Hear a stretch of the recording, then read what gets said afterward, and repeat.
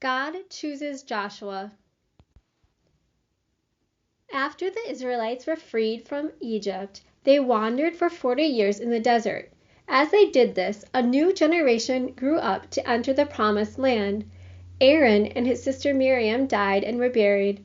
Before Moses died, the Lord invited him to climb Mount Nebo so that he could see the promised land. Then God told Moses to appoint Joshua, son of Nun, as the new leader of the Israelites. Joshua stood in the presence of the priest Eleazar, son of Aaron, and the whole community. Then Moses laid his hands on him and commissioned him to take the Israelites into the promised land.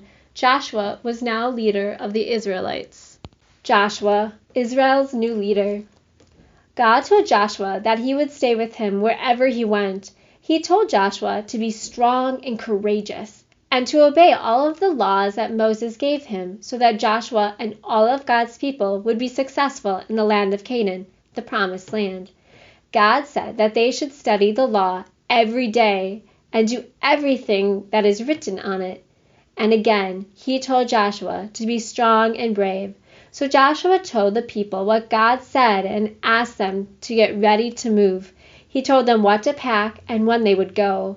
The people told Joshua that they would obey him and God, just as they had obeyed Moses before him. Rahab hides the spies.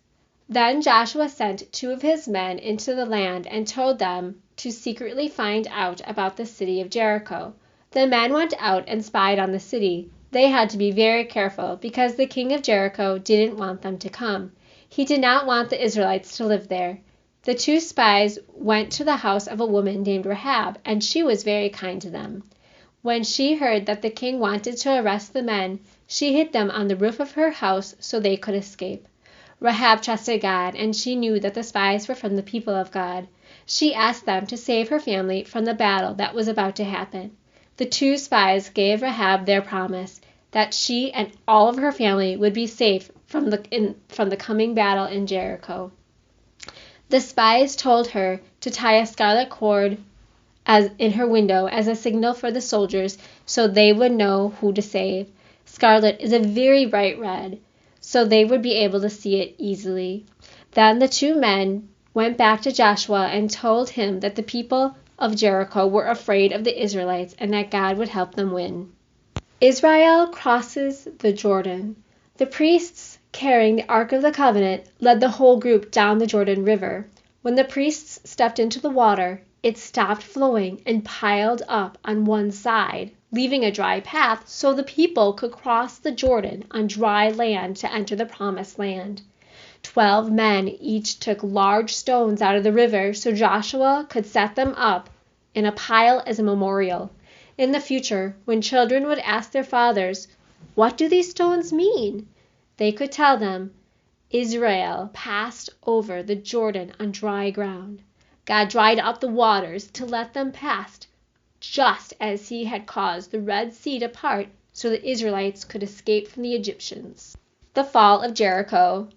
The city of Jericho was surrounded by a high and strong wall. God told Joshua how the Israelites should take the city. The priests were to carry the Ark of the Covenant out in front of all of the Israelites as they marched around the outside of the city once a day for 6 days.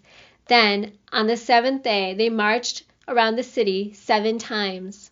On the last time around, the priests blew on trumpets, and all of the people shouted. Amazingly, the wall around the city fell down so that all of the people could go in.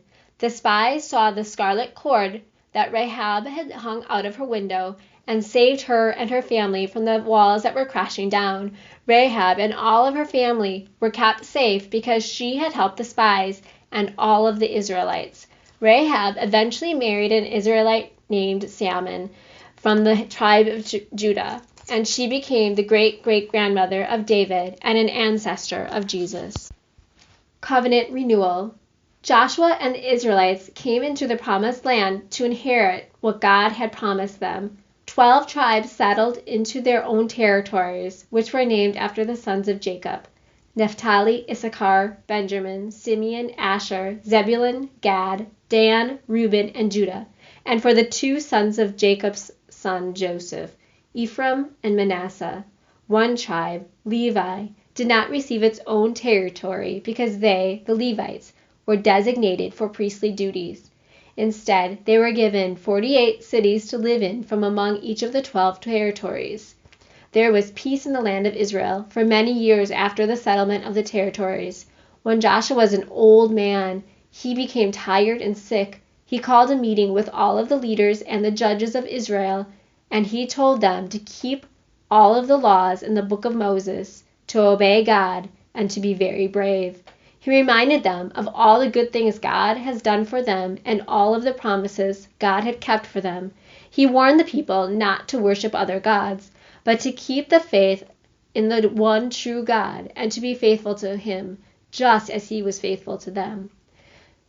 The people all promised to obey God, and to make it official, Joshua wrote down their agreement in the book of the law of God. Then he set up a memorial stone by the sanctuary where they kept the Ark of the Covenant, as a reminder so all the people could see it and remember their promise to obey God. Then the people all went back to their own homes, and Joshua died peacefully at the age of 110. Israel is unfaithful to God's covenant. The 12 tribes of Israel settled into the parts of the promised land allotted to them. God had told them to conquer the Canaanites completely, but instead of driving them out, they lived among them. They shared the land with the Canaanites, and they soon began to follow their ways and worship the false gods the Canaanites worshipped. Some of the Israelites married people from Canaan and forgot about their covenant with the God of Abraham, Isaac, and Jacob. The tabernacle that had once been in the center of the Israelite camp in the wilderness was set up in a place called Shiloh in the territory of Ephraim. For most of the Israelites, it was a far journey to go there to worship. 7 different times the Israelite tribes struggled with their enemies, and each time God sent leaders called judges to rescue them. The judges were brave leaders in battle who led the Israelite tribes when their enemies attacked them. After God would rescue them, the Israelites would live peacefully for a while.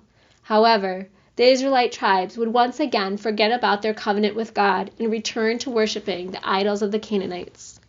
Ruth becomes part of the lineage of the Messiah. During this time, there was a famine in Bethlehem in the territory of Judah. A man named Elimelech and his wife Naomi moved from Bethlehem to the plains of Moab looking for relief from the famine. The Moabites worshipped false gods, but Elimelech and Naomi settled there because they found food. While living in Moab, their 2 sons married Moabite women named Orpah and Ruth. Sadly, Naomi's husband and both of her sons died, leaving her alone in a strange land. She decided to return to her relatives in Bethlehem. Orpah stayed in Moab, but Ruth decided to leave the gods of the Moabites and go to Bethlehem with Naomi. Ruth chose to be faithful to God, telling her mother-in-law, "Your people shall be my people, your God, my God." After they arrived in Bethlehem, Ruth met a man named Boaz, who was from the same family as her deceased father-in-law, Elimelech, from the tribe of Judah. Ruth took care of Naomi by working in Boaz's fields.